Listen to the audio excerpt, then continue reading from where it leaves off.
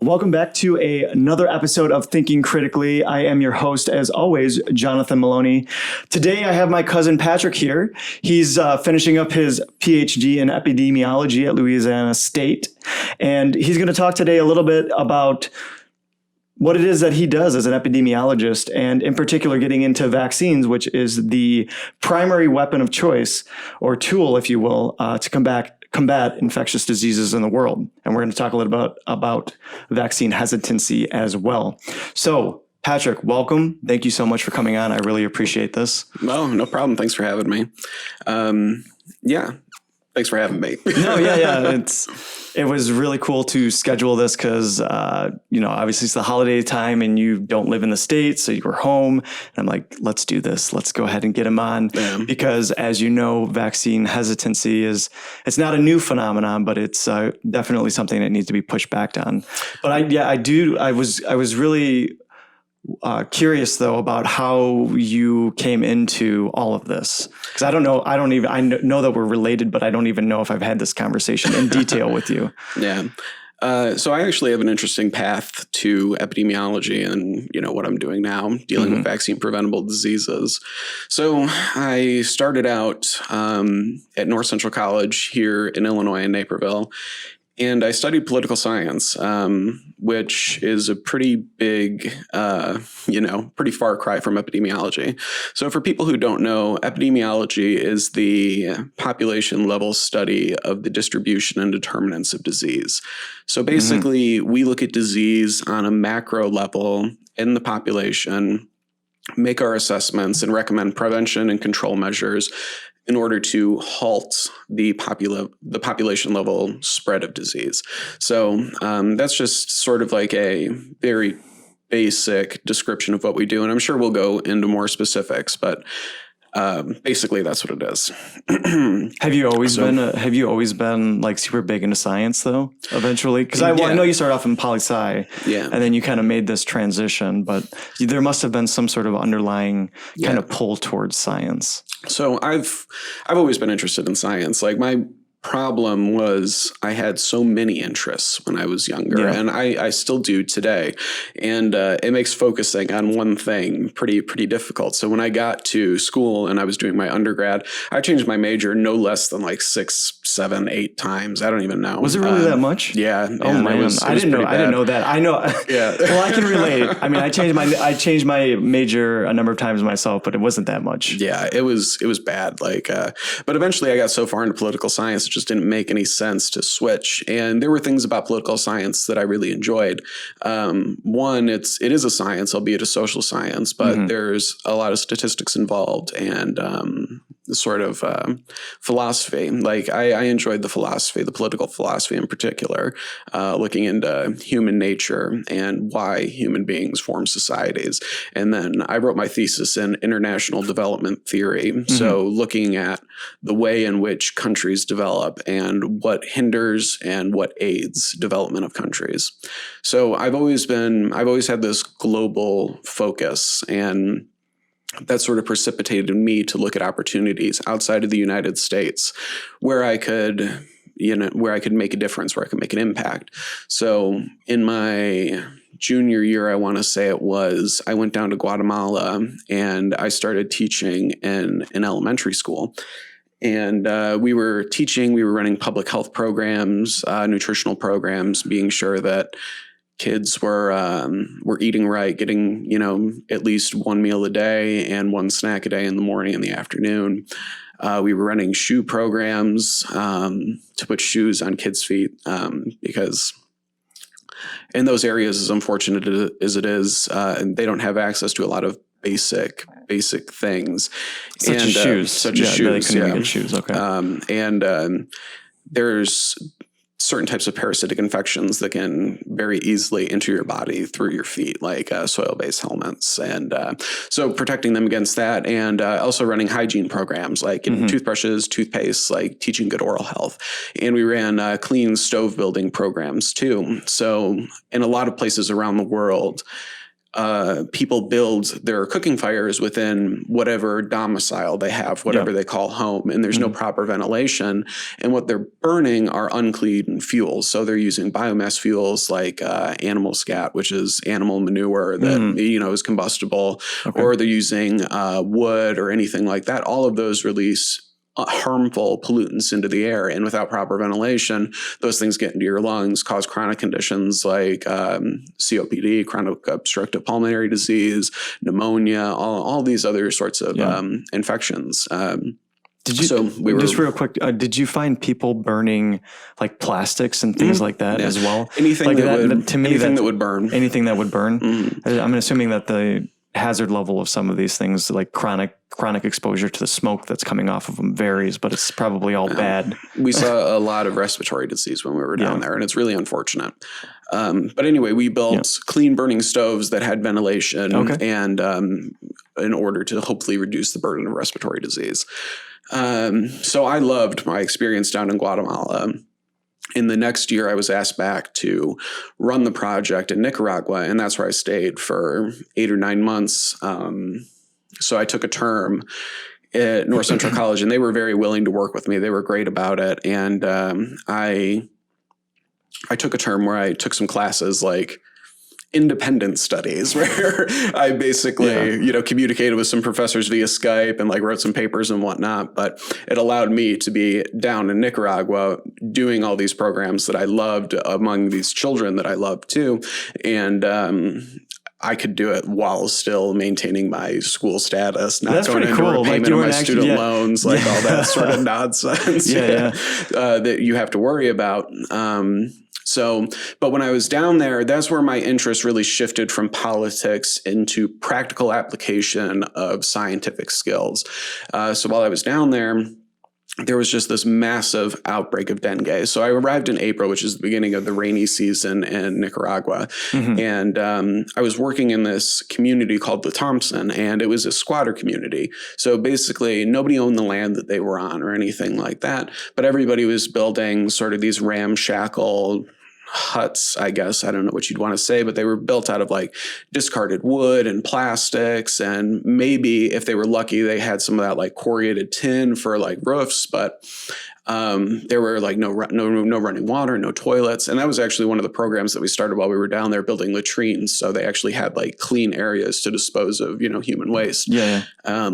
But while I was down there, there was just a massive outbreak of dengue. And dengue is an arbovirus, which means that it's transmitted via mosquito bites. So while you were down there in the rainy season, there were all these like muddy ruts, like the whole road going into La Thompson was just like spun out like tire ruts, like pools of still water everywhere is basically what I was saying, what I'm trying to say here. And those are like the perfect breeding grounds for the Aedes mosquito, which is actually what transmits the virus. So anyway, while I was down there, I just saw so many of the kids that I was working with get sick, fall ill, have the fever, the chills, the muscle aches, like the debilitating nausea, their rashes. And it's a truly horrible and debilitating disease that lays you up for, a week or two. And it's particularly sinister in that you actually begin to recover and then you get hit with a second wave of disease, which is like sort of like the way it says goodbye, I guess, before you heal. Yeah. And if you get it a second time, it's actually worse. So the severity of the disease increases with multiple infections. Oh, wow. So like I said, it's particularly awful disease, and there's no real treatment or prevention. So while I was down there, the community was obviously trying to take steps to alleviate that burden of disease. And the steps that they were taking was, they were staying indoors at night, windows closed, or the house buttoned up as tight as possible. And they were, doing the mosquito blowing, like with insecticides, like inside the homes and like in the community and everything like that. And it didn't stop the disease at all, did not stop the spread. Everything had to sort of run its natural cycle, but that didn't make any impact. And it wasn't until I know what I know now that I could have understood what was happening then. Okay. And it's that the Aedes mosquito doesn't bite during the evening. So staying in your home is not going to make any impact. It's when you go outside during the day that you get bit, because these mosquitoes, unlike the Anopheles, which carry malaria, for example, they bite during the day, not during the evening. So they didn't know that. Exactly. Okay. And they don't live in your home. They live around the outskirts of your home, and they breed in pools of stagnant water, which we weren't doing anything to eliminate or eradicate. So I see. everything that we did, we were trying to put a Band-Aid on the outbreak, but we weren't getting to the root cause, the root problem. So this just seeing this kind of was like, hey, I'm thinking about switching. Well, it sort of made me realize that,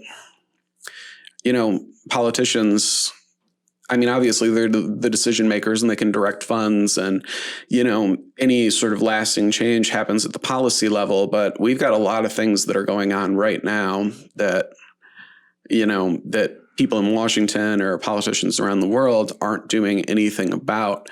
So I wanted to actually be on the ground. I wanted to be working with people, and I wanted to be making a difference on an everyday basis. Yeah. I felt like that's where, my skills could be most useful. So I transitioned from political science into epidemiology. And when I got back from Nicaragua, I was in a rut myself. I was in like a deep depression, because I went from working with the kids every day, working with the community every day, running these public health programs, running these elementary schools, to coming home and taking classes again. It was like, I mean, you go from making this huge difference, having this impact on a regular basis, like seeing the results of your work and the fruits to your labor. Yeah. And then all of a sudden, I'm back in a school environment, and it's like, what am I even doing with myself at this point? I was there. I should be out making the world a better place. It was like I mattered. I mattered there. Like I was making a difference. Like I was having an impact on people's lives. And so I was like deeply depressed, and I just realized like I couldn't continue on the path that I was going on. Okay. Yeah. So the original path was, political science, go to law school, work with the law firm, maybe transition into politics, do something like that, like just a typical career path. But I did an abrupt 180 and finished my political science degree, but I also did all my prereqs for medical school. Okay. So I have background in the physical and biological and chemical sciences. And I actually went so far in chemistry that I was able to get a job as a chemist after I was out of my bachelor's degree, but before I started my master's degree. So I did that for about a year. And then I went and I got my master's degree at University of Illinois, Chicago. And while I was there, I held appointments in the Chicago Department of Public Health. I worked in the Division of STIs and HIV. And I also had an appointment with the Department of Medicine at UIC in the Division of Infectious Diseases. And there I worked primarily on parasitic infections and recent immigrants, which was a whole super interesting brand of research, sort of beyond the purview of what we're talking about here, but very interesting. And then I went directly from my master's degree into my PhD, and that's where I'm at now at Louisiana State University. And my research now sort of diverted from what I was doing in my master's degree. And now I research vaccine preventable diseases in adults. So most of my research focuses primarily on the flu vaccine, but we also deal with pneumovax, zoster vaccines, Tdap, and other assorted vaccines like that. So for the listeners out there, those particular vaccines that besides the flu, like Tdap, et cetera, which diseases are they aimed at preventing? So pneumovax is a 2-vaccine series that starts when you're 60 years old, I want to say. And you get one dose and then you get a booster a year later, and that prevents against pneumococcal disease. Zoster prevents against herpes zoster or shingles, which is a particularly devastating disease, not because it causes any sort of mortality, like it doesn't have like a high mortality rate, but it is a painful disease. Shingles? Shingles, painful disease.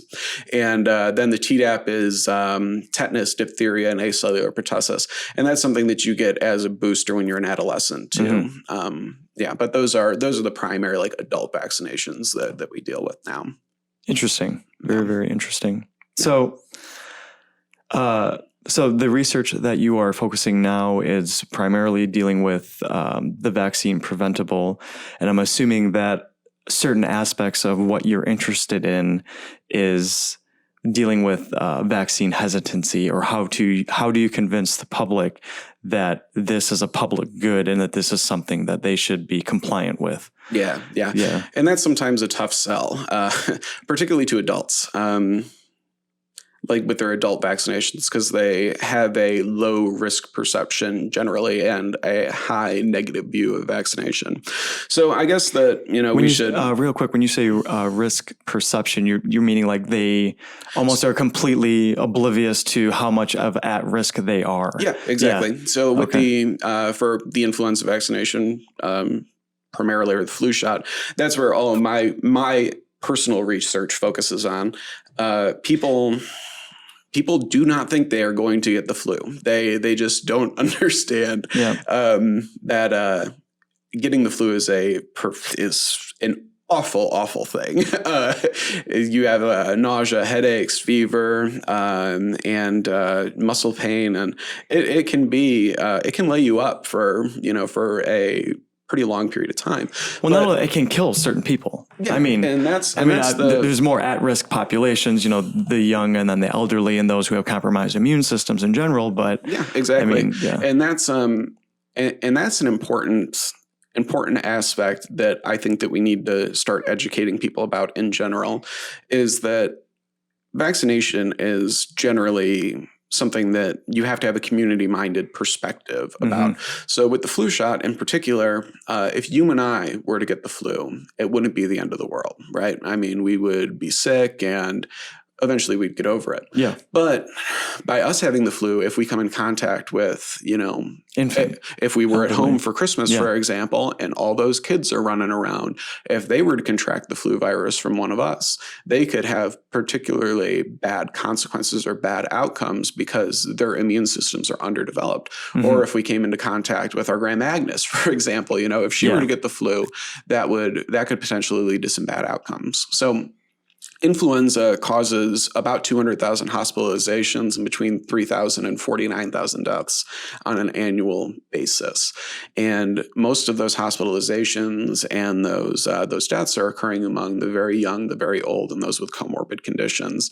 So vaccinating ourselves helps protect those individuals from the significant flu-related morbidity and mortality that they can experience. And the flu vaccine can help us too,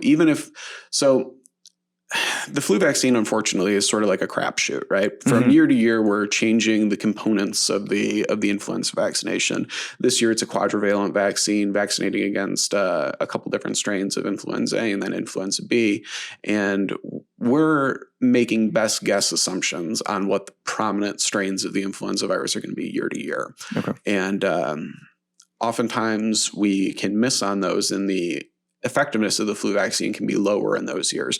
But even if we sort of don't get the strains exactly right, the influenza vaccination can prevent severe disease among us and help prevent the spread of influenza. Yeah, it's even if it's an off year, exactly, you're still going to have an effect that's positive to society. Yeah. And I think what's interesting, and I think the average person doesn't realize this, and it's something that I didn't realize until recently, I think when we had a conversation about it, was that the flu is actually always present. It's just migrating from the northern hemisphere to the southern hemisphere, depending on the weather. Yeah. And that it mutates along the way, which is why you have to have a vaccine for it every year. And that you, correct me if I'm wrong, obviously you're the expert here, you project what the strands are going to be based off of what they are, for example, in the United States, what they are in the southern hemisphere immediately before winter comes. And, exactly. Yeah.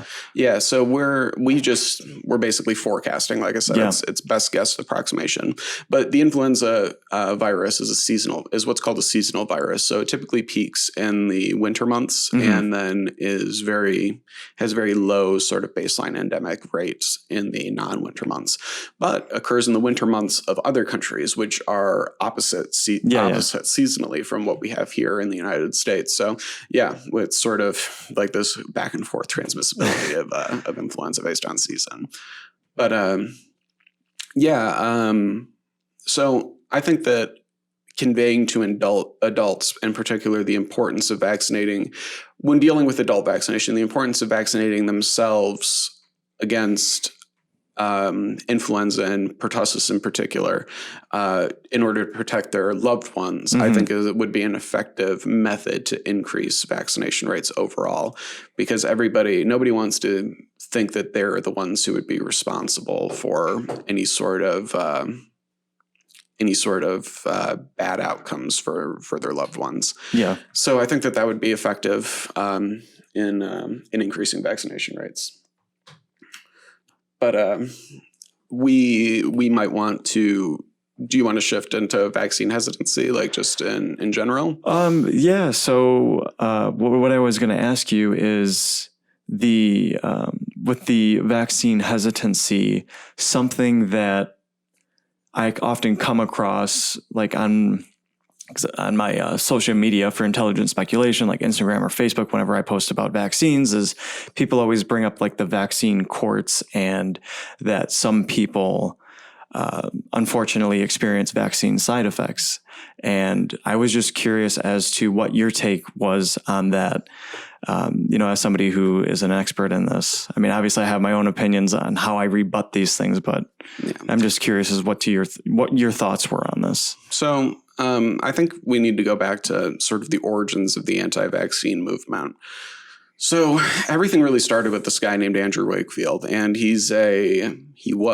let's be clear, he was a physician. Yes. He was a physician in the United Kingdom. So he produced a report in the late 90s, I think it was 1999, alleging that there was a link between the MMR vaccine in particular and autism. His results were subsequently debunked in 2004, and Lancet retracted the article in 2010. And as a result of that work, Andrew Wakefield lost his medical license, so he can no longer practice medical. He can no longer be a practicing medical doctor. Yeah. But so basically what he did was he manufactured results based on the financial motivations that he had. So he didn't disclose that he had financial conflicts when he reported his results. Okay. And so not only was it like bad science, it wasn't like he was just being careless. It was fraud. It was fraud. Yeah. And that's why he lost his medical license, because he put the lives of the people that he was working with, the children that he was working with, he put their lives at risk, and he was deemed negligent. And that's why he ultimately lost his medical license.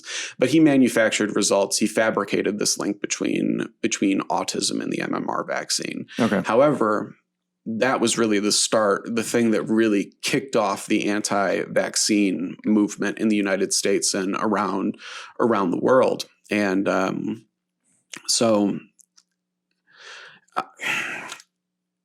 things have really taken on a life of their own since then. So the anti-vaccine movement sort of languished in like the fringes of society for a long time, and people sort of privately had their own opinions.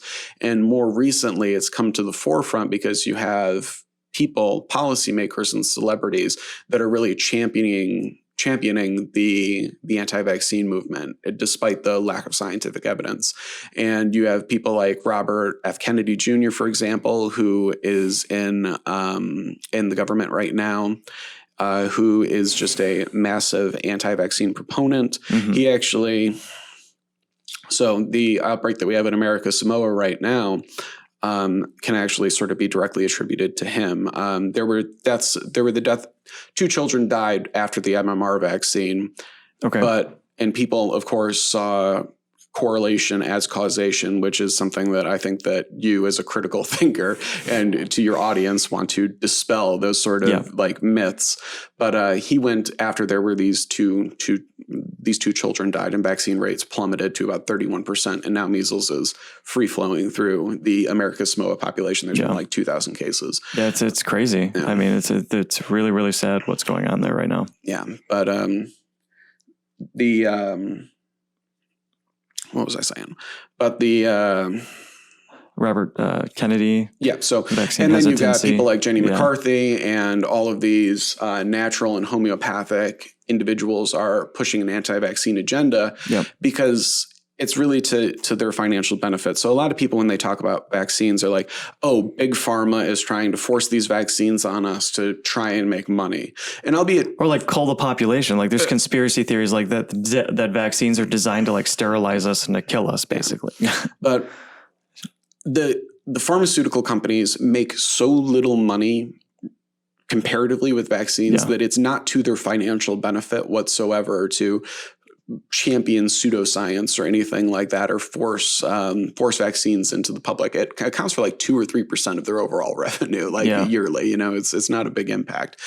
But aside from that, everybody is saying that, or people on the anti-vaccine side are saying that all this research is being, conducted by pharmaceutical companies. And that's just simply not true. As epidemiologists, we conduct cohort studies, we conduct case control studies, we look at retrospective cohorts. Like we conduct all of our own individual research, and all of that research has also affirmed that vaccines are safe and effective in general.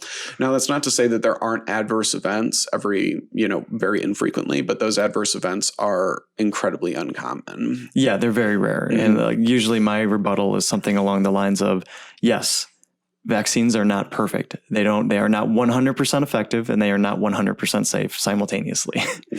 And I don't even think independently.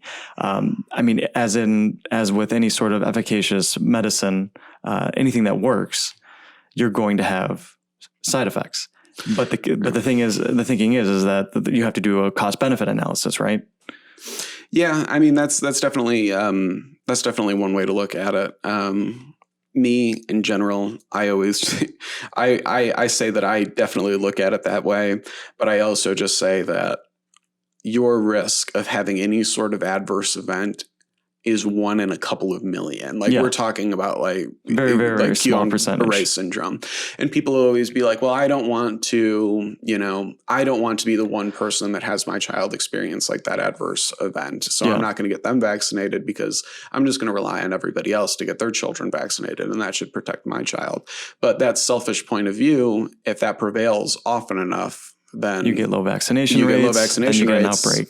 And that herd immunity threshold that we need to hit, unfortunately, we don't hit, and the disease is free to propagate through the population. Yeah, and it seems like it's so important for measles in particular, because I know before the show we were talking about how contagious measles is, and that's because of its what's the technical term for how easy it is to transmit? Transmissivity or no? So as epidemiologists, we classify diseases by 3 parameters. We look at infectivity, pathogenicity, and virulence. Okay. And infectivity is the ability for a pathogen to induce infection in a host. Pathogenicity is the ability to induce disease in the host. So not every pathogen that infects you causes disease. Okay. So think of like Typhoid Mary, for example. Okay. She had E. coli, I think it was. E. coli that didn't present or manifest outwardly symptomatically, but she was able to transmit it. So it didn't induce disease in her, but she was infected by the disease. Mm-hmm. And then virulence is the ability of the disease to induce severe disease. So rarely do you have something that checks all of those boxes, that has high infectivity, high pathogenicity, and high virulence. Mm-hmm. Measles just so happens to be one of the very few viruses that is highly infective, highly pathogenic, and highly virulent. So measles is currently potentially the most infective agent or the most infective pathogen in the world. So how we measure infectivity is through something called the basic reproductive number, or R0. And measles has an R0 of 15, which means that one individual who's infected with measles, the primary person, will give rise to 15 secondary cases. So that means one person is going to go out there, assuming that they're going to be interacting with people, and they're going to cause 15 additional infections. So for comparison's sake, influenza, which we deem as a very highly infective virus, has an R0 of 2. So when you're talking about measles R0 of 15 to 20, you're talking about 7.5 to 10 times the infectivity in a measles virus. So measles is highly, highly infective. It induces disease in almost all cases, and it's a very severe pathogen. So measles is characterized by sore throat, runny nose, disseminated rash, and a fever of 100 degrees. That's what we call a clinical case definition. Okay. So clinical cases are different than laboratory confirmed cases. Clinical cases are based on whether or not you satisfy certain clinical criteria. We can observe certain symptoms in you. And then laboratory confirmed is if we run a PCR or some sort of laboratory test to confirm your infection. Like do a swab or something like that, and then actually identify the virus. And that's why that's important to know for your viewers, because when they're going to be reading articles about outbreaks or about disease or something like that, they'll see clinically confirmed cases versus laboratory confirmed cases. So just important to know the differences. Clinical confirmation it can identify disease more quickly and unfortunately with less sensitivity and specificity. Yeah. So there is the potential for there to be false positives and false negatives, but I mean, we can only do laboratory confirmation in so many cases. Yeah, absolutely. But anyway, measles also can lead to have severe complications, such as encephalitis, which is a swelling of the brain. It can cause permanent deafness. It can cause permanent neurological deficiencies, and it can actually result in death as well. And that doesn't happen in all cases, and palliative care can do a pretty good job of preventing those outcomes, but that doesn't take away from the fact that those outcomes can result. Yeah, it's pretty scary stuff. And I think I was reading recently too that, it was just one recent publication. I mean, it'll probably be studied in more depth. I don't know if you've heard anything about it, but that measles actually wipes the immune system in some cases. Oh, I do not know about that. Okay, maybe I'm misinformed, but I think I was reading recently that it can cause immune amnesia or immune system amnesia, so that all of the immunity that you've built up prior to your actual infection from measles can be erased, leaving you even more vulnerable, which is terrifying. Yeah, that would be a very, very scary. That's very scary. Given how virulent it is and the infectivity and all of these three benchmarks that you pointed out, and that measles already checks off all three of those. Yeah. But it's definitely terrifying stuff. And what's going on in the American Samoa, that's bad. And then you mentioned, there's something going on in Africa too. Yeah. In the Democratic Republic of the Congo, they're actually dealing with two simultaneous outbreaks right now. They're dealing with a very large Ebola outbreak, the second largest Ebola outbreak ever after the 2014 to 2016 outbreak. And they're also dealing with the largest measles outbreak in the world right now. There have been over 280,000 cases and 5,700 deaths. And the causes of the outbreak there are varied. So there is some mistrust of the government. There's some mistrust of vaccines in general. And I think a lot of that has to do with the Ebola crisis, unfortunately. So a lot of people, I think, see loved ones going into, these tents and these health centers and whatnot, and then never coming back out again. Yeah. And it sort of just fosters a mistrust with the healthcare system in general. Okay. But the larger problem is that we don't have good healthcare delivery systems in these areas. So vaccines, their storage, their methods of storage are varied, but the measles vaccine in particular requires the maintenance of a cold chain. So if the measles vaccine isn't held under X temperature, it loses its efficacy, and it will reduce the effectiveness overall in the population. So maintaining that cold chain, reaching out to different varied rural areas within the country is very, very difficult to do. So vaccination has its challenges or its limitations there. Yeah. So beyond the public scare over just healthcare in general, it just seems from like a logistics standpoint, it's already a challenge. Difficult. It's already a challenge. Yeah. So like these things compounding together just make it even more difficult for proper vaccination rates. Yeah. And, I mean, it's truly unfortunate because measles is a virus that we have the potential to actually eradicate, yet we haven't been able to do so because of our limitations in vaccine delivery, but more than that, our limitations in getting individuals here in the United States to stop. Compliancy. Yeah. The education aspect, the nonsense that's flowing around, and well, in the early 2010s, measles was actually declared eliminated in the United States. So when a virus or bacteria or a parasite is declared eliminated, that means we've halted the local spread of the virus. So, or pathogen in general. So if we've halted the local spread, we say that we've eliminated the pathogen in our population. So there was no local spread of measles in the United States. All the cases were travel imported. So individuals would go to different parts of the world and they'd come back with a measles infection. So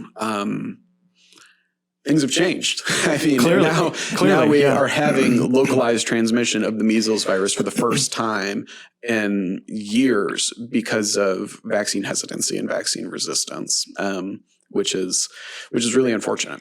And the United States isn't even the worst case of it. In Europe, vaccine hesitancy and vaccine resistance has much higher rates than here in the United States. And one thing that I forgot to mention before about the promotion of vaccine hesitancy and like this misinformation campaign is there's actually evidence now that we know that Russia hacked our election in 2016. We also know that Russian operatives have been spreading misinformation about vaccines within our country and European countries as well. That's really interesting. We did an article about that, about the misinformation warfare regarding vaccines and how Russia is using that to foment discord, distrust, and just create havoc in our society, because it seems like that's what they're intent on doing, is just creating this dissonance in any sort of democracy. I'd say they've been pretty remarkably successful. I agree with you. Absolutely. And the ability to spread misinformation through social media these days and online avenues or conduits, it's just remarkable. Yeah. Absolutely remarkable. So the internet, I mean, sort of a double-edged sword, right? I mean, the free flow of information is absolutely essential for the development of society. Individuals can only be truly free when they have access to all of the information that they require to make educated and informed decisions. And I would say that the number one component of any democracy is that free flow of information, that unfiltered information where people can actually make their own assessments on the country in which they live. When they're given facts. Exactly. But the problem is people now are taking advantage of that. They're taking advantage of the fact that the internet is our number one distributor of information, and they've bogged it down with misinformation. And unfortunately, that's led to a massive gap in reality for a number of people. So it's truly unfortunate. I think that people have this tendency to want to go out and just confirm whatever preconceived notions they have. Whatever fits their narrative is the set of facts in which they're interested. Confirmation bias. Yes. And that's just the internet that we have today, the information that we have today, facilitates that natural disposition that we have as humans to want to be right. Yeah. Because there's quote unquote evidence for all variety of different perspectives that are either outside of the mainstream or are just incorrect. It's remarkable. And like you were saying, that the internet's engineered for it. Because if you look at the algorithms, they are designed to keep us in bubbles. And to feed us information that makes us feel good, so that we will make purchases, or they can learn more about us, so that they can feed us targeted ads, and so that way, in the hopes of hopes of us making purchases. And it's just kind of crazy what has happened. I categorically agree that the free flow of information is paramount to a healthy society. But along with the good comes the bad. And society appears to be very ill-equipped to deal with the massive amount of misinformation out there in general. People just can't seem to discern fact from fiction. But yeah, I mean, all of it's very, very interesting, particularly when it comes to vaccine hesitancy. And anyway, were there the last few things that you wanted to say to the audience? Well, I was just going to say, sort of relating back to what we've been saying, is I just think that the role of the scientist has been fundamentally altered as a result of this widespread dissemination of misinformation. So as scientists, our role before was always just to go out, conduct our research, write up our results, provide it to policymakers or stakeholders, and then let them make the decisions that they need to make for the good of our country or for the people that they represent. Mm-hmm. And unfortunately, that just doesn't happen anymore. So we can provide policymakers with all of the information, and yet nothing gets done. I think if you look at America in particular, we live in, one of the most anti-science, anti-fact societies out there. Currently, as of 2016, it seems to have really gone that way.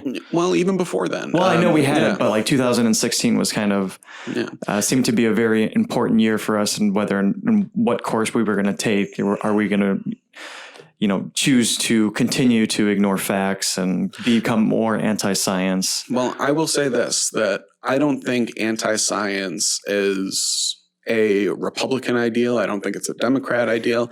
I think that anti-science mentality is pervasive throughout American society. And I think that the anti-science movement in general has been occurring for years and years and years.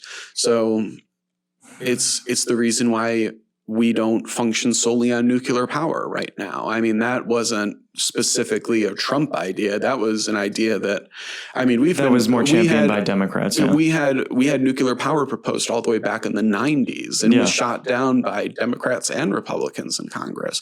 We've had anti-GMO movements. We've had anti-vaccine movements, and all of these things occurred pre-Trump. So we can say that Trump is sort of been a champion of that anti-truth, anti-science mentality. But I think that the roots of that have occurred much, much earlier. And I agree. Yeah. And policymakers in the United States, just in general, the policies that we make aren't bore out by science. Even when we talk all the way back to Reagan, when we talk about trickle-down economics, for example, where this idea that if we provide tax cuts to the rich, that's going to result in more jobs and boost up the whole economy. Evidence has disproved that for 40 years, yet it's been the prevailing economic policy of presidents, both Democrat and Republican, since then, and policymakers since then. So just in general, I think that our role as scientists, whether or not it's an epidemiologist like me or a physicist like you or an economist or a political scientist, or whether or not you're in the actual natural sciences or you're in the social sciences, we need to focus on being advocate scientists. And that's sort of like where I guess that we can leave this conversation, is that it's not just our job anymore to analyze the data, write up the results and disseminate our information. We also need to be the people who take action on our information. So we need to be advocates for our people. And I think that we are starting to see that, like we saw it in the Flint water crisis, where the people who were conducting the research there were not getting any sort of give in the government. So they took the results wide and they advocated for the population, and they were dinged by the scientific community for doing so, because that's viewed as not our role. Like we're supposed to stay in our lane. We're supposed to just be the people who find out the facts. Stick in your lab and then, publish your papers, then that's it. Exactly. Yeah. But if nobody out there is listening to reason, to the facts that we have, then we need to adjust, or we need to shift the way in which we disseminate information. And I think that we need to start becoming advocates. We need to start engaging in advocacy, and we need to be advocate scientists.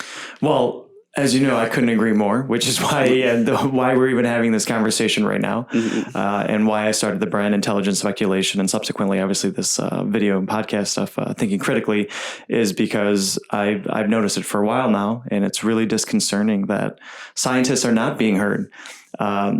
And experts in general. So, I mean, I would go back and say, you're talking about how the role of the scientist has changed. It seems as though society in general aren't listening. They don't want to listen to experts anymore. Everyone wants to be a keyboard warrior, so to quote unquote, or just, go to YouTube University or Google stuff.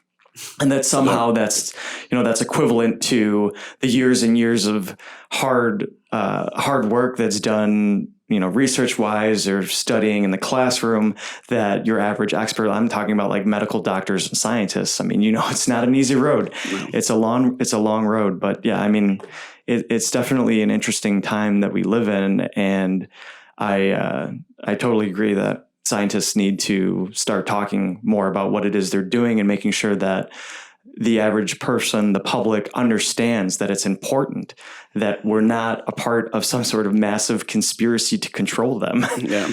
But I think a lot of that onus and that burden falls on us. Yeah. So yeah, we are the people with the degrees, and we are the people who've done the research, and we are the people who are writing the results and the science and everything like that. But we need to make it accessible to the population. And that's 100% on us. Like we need to learn how to write to the public. We need to learn how to be accessible to people. We need to run for office. We need to get out there. And I think that, scientists in general, I don't want to say everybody, but a lot of people in academic circles have this superiority complex where they think that I'm right, you're wrong, I don't have to explain myself. And that's just not the case anymore. Like we need to be intelligible to all of the community, not just the scientific community. So whether that's changing the way we write, changing the way we disseminate information, making things more accessible, like we need to be the agents for that change. We can't rely on anybody else to do it. We have to do it.